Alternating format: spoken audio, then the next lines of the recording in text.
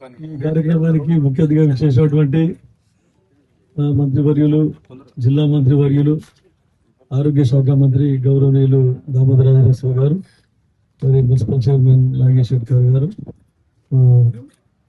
ఉమాహారతి గారు, మన sub collector గారు, మరి స్థానిక సర్పంచ్ కృష్ణ గారు, లైబ్రరీ చైర్మన్ అంజన గారు, సర్దార్ రాథోడ్ గారు, ఇక్కడికి వచ్చినటువంటి అందరు సర్పంచ్లకు, గ్రామాల నుంచి వచ్చినటువంటి పెద్దలకు, ప్రతి ఒక్కరికి, సోదరుడు చంద్రశేఖర్ రెడ్డి గారికి, తర్వాత డిఎస్పీ వెంకటరెడ్డి గారికి, పోలీసు సిబ్బందికి, అందరికీ ప్రతి ఒక్కరికి కూడా నాకు నమస్కారం. మొన్ననే మీరు చూసారు, మీరు వాచతాండకు రోడ్ వేసుకున్నామా లేదా? మొన్ననే వేసేసుకున్నాం. మళ్ళీ తొందరగా డాంబర్ రోడ్ కూడా అయిపోతుంది. తర్వాత ధర్మనాయక్ తాండకు కూడా రోడ్ వేసుకున్నాం.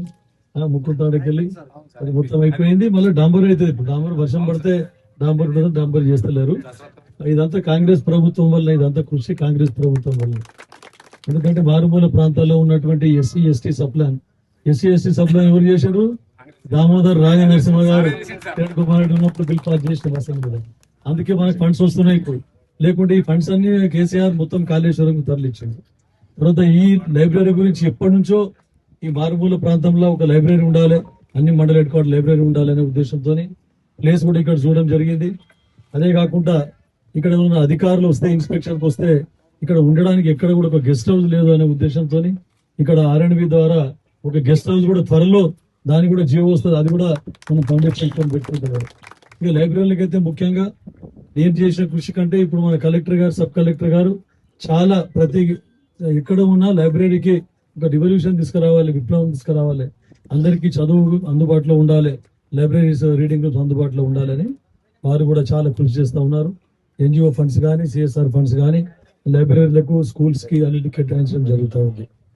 దాంట్లో మా చైర్మన్ గారు అడగగానే మళ్ళీ రియాజ్ గారు ఎప్పటి నుంచో మనకు పరిచయం ఉంది. అయితే ఆయన కూడా 50 లక్షలు దీనికి పెట్టిండ్రు. నారాయణకెళ్ళ మనం ఫస్ట్ వాళ్ళు హరీష్ రావు గారు రిబ్బన్ కట్ చేసి పోయారు.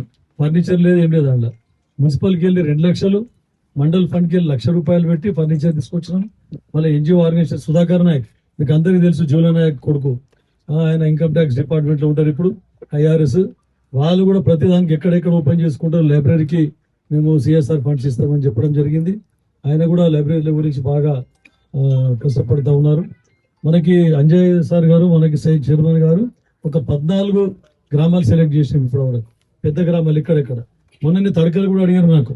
తడకలు కూడా నేను చెప్పిన ఇమీడియట్ గా మీరు ఒక 50 మంది కూర్చోవడానికి స్థలం ఉంటే, మంచి అకామిడేషన్ ఉంటే అక్కడ కూడా మీకు రీడింగ్ రూమ్ శాంక్షన్ చేస్తాము అని కూడా చెప్పడం జరిగింది. కాబట్టి ఇంకెక్కడ పెద్ద గ్రామాలు ఉంటే కూడా చూసుకోండి మీరు. అక్కడ ఇక్కడ ఇంకో విషయం చెప్పాలంటే, ఇప్పుడు చైర్మన్ గారు చెప్పారు, సెల్ ఫోన్లు చూస్తే మతిమరుపు ఎక్కువ అవుతుంది.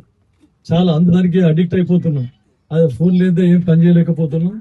ఎప్పుడు వెనకడికి మనము కనీసం అంటే ఒక 20-30 నంబర్లు, ఫోన్ నంబర్లు టక నోటికి చెప్పేస్తున్నాం. ఇప్పుడు నంబర్ అనగానే చూసి మళ్ళీ ఫోన్ చూసిన దాకా నంబర్ చెప్పడానికి వస్తుంది. కరెక్టా కాదా? అందుకే సెల్ ఫోన్ లెక్క వాడకండి.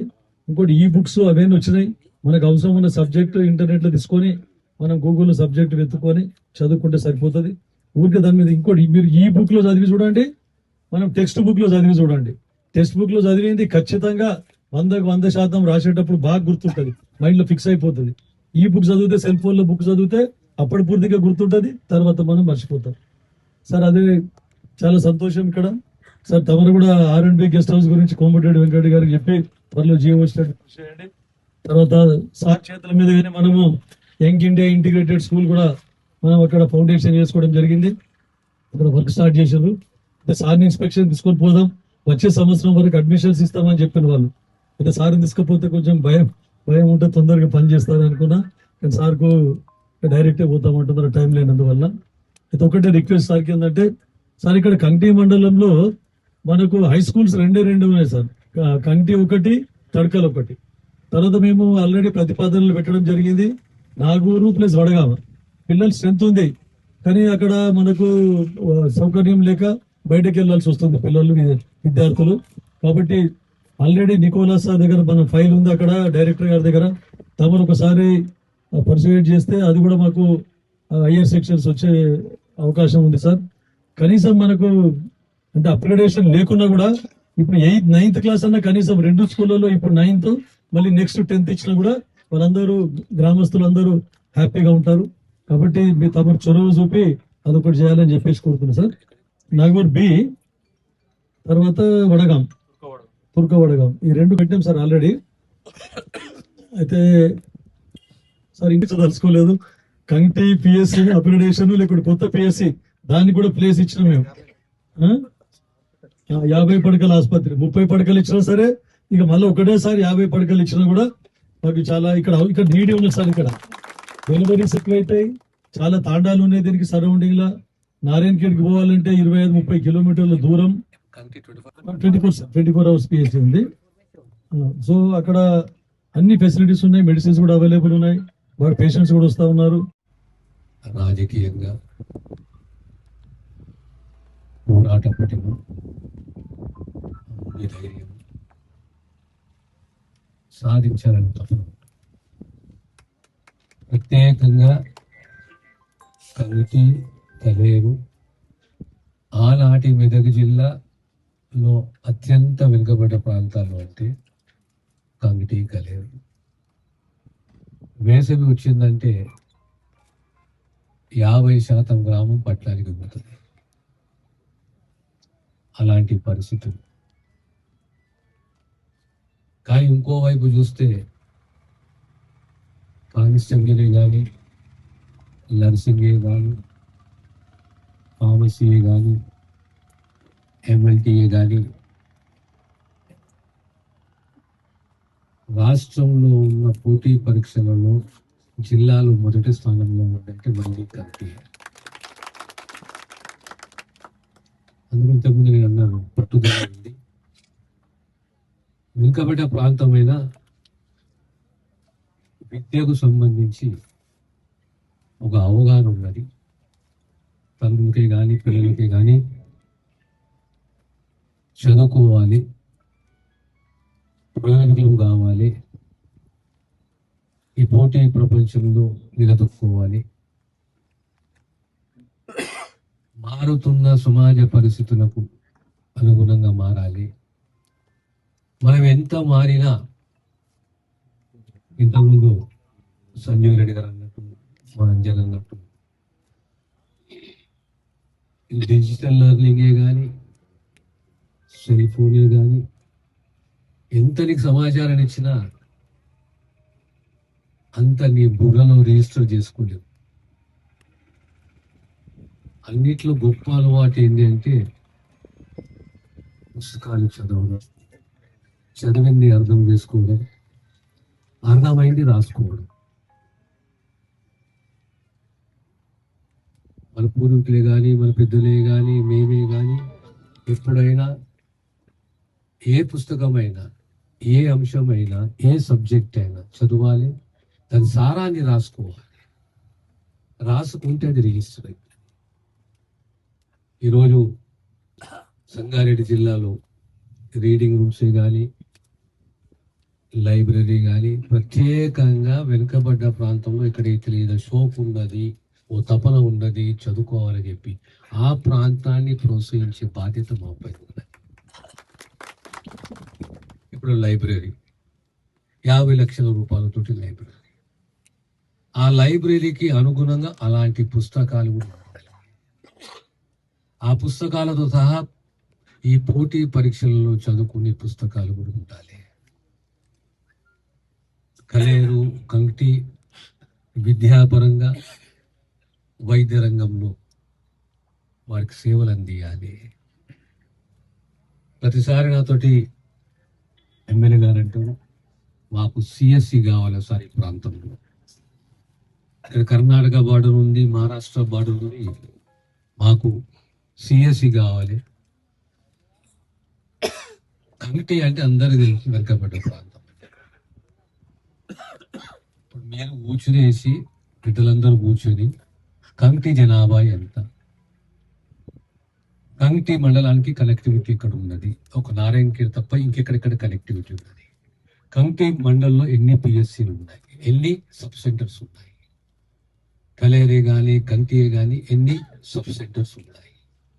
పిఎస్సిని మనం అప్గ్రేడ్ చేస్తే 30 పడకల హాస్పిటల్, రేపు పొద్దున 30 కిలోమీటర్లు 35 కిలోమీటర్లు నారాయణ ఖేడ్ ఏరియా హాస్పిటల్. ఇక్కడ సేవలు అందించాలంటే ఇంకే డిపార్ట్మెంట్ను స్ట్రెంథెన్ చేయాలి. కంటికి ఖచ్చితంగా అవసరము ఒక సిఎస్సి. ఆ సిఎస్సిని మంజూరు చేయించే బాధ్యత మా పైన ఉన్నది. ఎందుకంటే యూ డిజర్వ్ ఇట్, మీకు అవసరం అది. ఎవ్వరు కూడా డెలివరీస్, ప్రత్యేకంగా డెలివరీస్, మదర్ అండ్ చైల్డ్ సేవలే కానీ ఎక్కడ కూడా జాప్యం జరగకూడదు, లోపం ఉండకూడదు. కనుక ప్రత్యేకంగా మా దృష్టి ఇంతకుముందు మీకు చెప్పాను, ఎప్పుడైనా కానీ యావత్ మెదక్ జిల్లాలో అత్యంత వెనుకబడ్డ ప్రాంతం ఇది అంటే కంగటి కలేరే. ఈ ప్రాంతానికి ఎంత చేసినా తక్కువనే. కనుక మీ గౌరవ శాసనసభ్యులే కానీ మీ ఎంపీ గారే కానీ ఎవ్వరూ మీ ప్రాంతానికి, ప్రత్యేకంగా వెనుకబడ్డ ప్రాంతానికి ప్రజలకు విద్యాపరంగా వైద్యపరంగా ఏ సేవలైనా ఈ ప్రభుత్వం, మీ ప్రభుత్వం ఖచ్చితంగా ఈ హాస్పిటల్లే కానీ దాంతో సహా ఇంకో 2 అప్గ్రేడేషన్, హై స్కూల్ గారు అప్గ్రేడేషన్ కావాలని చెప్పేసి సంజయ్ రెడ్డి గారు అంటున్నాను. అవసరాన్ని బట్టి, డిమాండ్ని బట్టి, క్యాచ్మెంట్ ఏరియాని బట్టి ప్రభుత్వం నిర్ణయం తీసుకుంటున్న విషయాన్ని మీకు తెలియజేస్తున్నాను. దాంతో సహా ఇంకో R&B గెస్ట్ హౌస్ ఇక్కడ వస్తున్నాను. ఎందుకంటే ఈ ప్రాంతంలో వచ్చి రాత్రి అయితే ఆఫీసర్స్ ఉండాలంటే ఎక్కడ ఉండాలన్నా వాళ్ళకు ఆ సౌకర్యాలు లేవు. కనుక ఇక్కడ 2 బెడ్రూమ్లు, 2 suits, 3 suits R&B guest house ఉంటే ఈ కమిటీ కల్లేరు అడ్మినిస్ట్రేషన్ కూడా ఇంకా సాఫీగా ముందుకు సాగుతుందనే విశ్వాసం మాకుంది. అదే రకంగా లైబ్రరీ సెంటర్తో సహా రీడింగ్ రూమ్స్ మళ్ళీ నేను యువకులతో అనుకున్నాను, మీరు 24 గంటలలో 12 గంటలు, 13 గంటలు, 14 గంటలు అందులో ఎంత సమయం మీరు సెల్ ఫోన్కు ఇస్తారో అందులో 1 గంట 2 గంట న్యూస్ పేపర్లు, ఖచ్చితంగా న్యూస్ పేపర్లు రీడింగ్, చదువుకునే హ్యాబిట్. మళ్ళీ పెద్దలు అందరూ అడగండి, సాయంత్రమే కానీ పొద్దున న్యూస్ పేపర్ చదవడం, మధ్యాహ్నం పూట ఫ్రీ ఉన్నప్పుడు ఒక పుస్తకం చదవడం, రాత్రి పడుకునేటప్పుడు ఖచ్చితంగా ఒక అర్ధ గంటలో 45 నిమిషాలు ఒక 10, 20, 30 పేజీలు చదివేవారు. ఆ అలవాటు అనేది చాలా ముఖ్యము. ఆ అలవాటు మనం చేసుకోవాలి. ఈ ప్రాంతానికి హాస్పిటల్ కానీ అప్గ్రేడేషన్, స్కూల్ అప్గ్రేడేషన్ కానీ, సిఎస్సి కానీ ఇతర సౌకర్యాలు ఈ ప్రభుత్వము, మీ ప్రభుత్వము ఖచ్చితంగా ఈ సౌకర్యం కల్పిస్తాము. గతంలో ఇంకో మాట చెప్పాను, నారాయణ ఖేడ్కు సంగారెడ్డికి సుమారు 100 కిలోమీటర్లు. ఈరోజు నారాయణ ఖేడ్లో 100 ఏరియా హాస్పిటల్ 150 పడకలు ఉంది. దాన్ని ఇంకా స్ట్రెంత్ పెంచాలి, MCH యాక్టివిటీ పెంచాలి. ఈరోజు 14 డిపార్ట్మెంట్స్ ఉన్నాయి ఏరియా హాస్పిటల్ నారాయణ ఖేడ్లో. ఆ 14 డిపార్ట్మెంట్ బదులు ఇంకొక 2 డిపార్ట్మెంట్స్ని అడిషనల్గా నారాయణ ఖేడ్కు యాడ్ చేయాలనే విషయాన్ని మీ అందరికీ తెలియజేస్తూ నేను సెలవు.